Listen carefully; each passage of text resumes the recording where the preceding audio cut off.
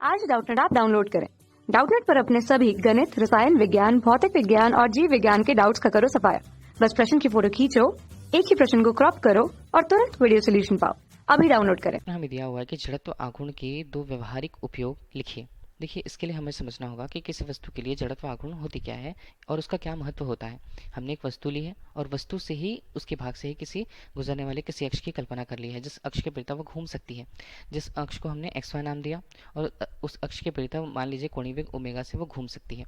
और एक वस्तु है, वस्तु मान लीजिए अभी विरामावस्था। वस्तु को यदि हमें घुमाना है या उस पर कोणीय त्वरण उत्पन्न करना है तो कोणीय त्वरण उत्पन्न जिसे अल्फा से हम प्रेषित करते हैं, क्या करना होगा, इसके लिए हमें उस पर बल आघूर्ण लगाना होगा। कौन सी स्थिति पर? बाह्य बल आघूर्ण की। मतलब है कि हम उसकी स्थिति को परिवर्तित करना चाहते हैं और यही बल आघूर्ण का जो मान होता है उस वस्तु का उस अक्ष के परितः, जो XY अक्ष वहां पर मौजूद है, उस अक्ष के परितः उसके जड़त्व आघूर्ण पर निर्भर करता है।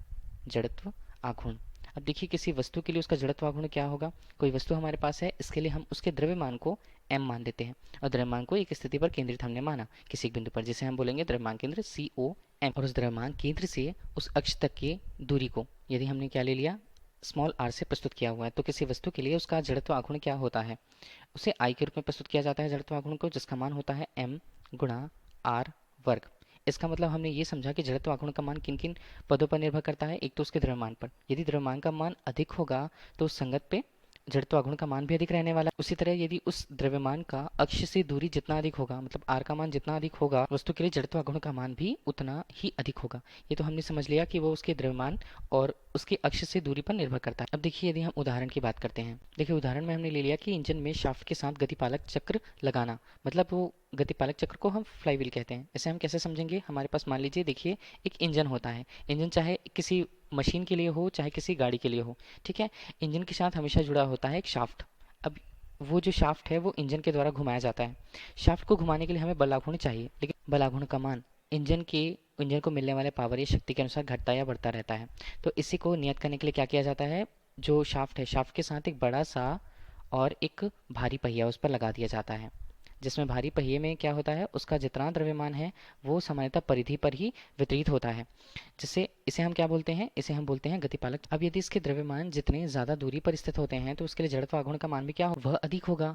अब यदि शाफ्ट को पावर मिलता है तो शाफ्ट के घूमने से ये गतिपाल चक्र भी घूमता है। अब देखिए, जब बलाघूर्ण का मान अधिक या कम हो, जब भी, फिर भी जो बड़ा और भारी जो यहाँ पर पहिया है या गतिपालक चक्र है, अपने ही जड़त्व आघूर्ण या अधिक जड़त्व आघूर्ण के कारण क्या क्या होता है, वो हमेशा एक कारण से क्या होता है, प्रत्येक फैक्ट्रियाँ होती हैं या बहुत सारे उपकरण जो होते हैं, सो मशीनों को पट्टों की सहायता से एक बहुत बड़े गतिपालक चक्र से जोड़ दिया जाता है, जिसके कारण यदि वोल्टेज में परिवर्तन आया, यहाँ पर यदि वोल्टेज परिवर्तित होती है या लोड परिवर्तित होता है, तो उसके कारण भी, परिवर्तन के कारण भी मशीनें एक समान चाल से चल पाती हैं।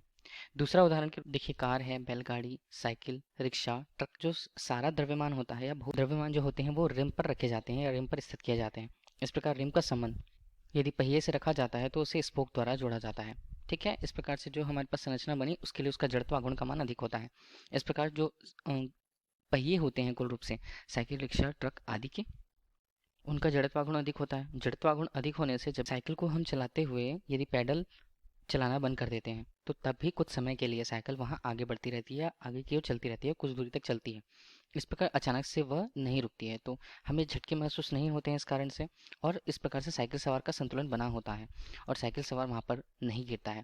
अब यदि हम बात करते हैं कि यदि पहिए को पूर्ण रूप से कुछ इस तरह बनाया जाए जिसका जड़त्व आघूर्ण कम हो, तो अचानक यदि हमने साइकिल को चलाना रोक दिया तो वो अचानक से रुक जाएगा और साइकिल सवार यहाँ पर गिर सकता है।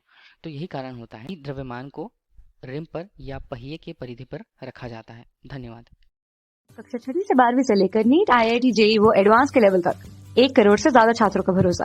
आज ही डाउनलोड करें डाउटनेट ऐप या व्हाट्सएप करें अपने सारे डाउट्स 8400 400 400 पर।